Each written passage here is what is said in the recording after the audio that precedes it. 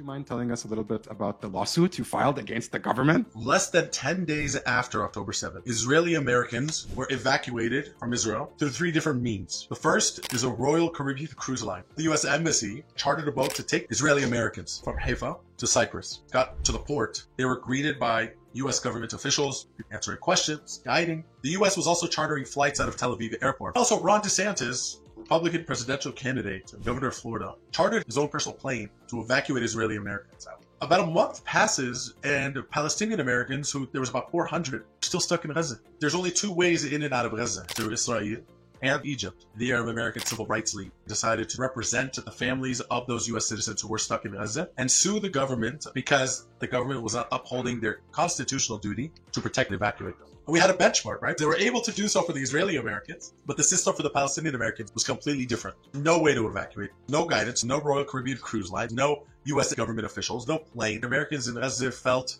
abandoned, and calls to senators and elected officials went unanswered. When they did get an answer, they were templated emails. The State Department said, sorry, we're working on it. There's things happening behind the scenes, but that was a generic response. Families decided to sue the government. That's intimidating, but it had to be done because there was no other options. Shortly after these lawsuits started piling in, the government started to open the crossing and develop a system to evacuate these Americans out of Gaza.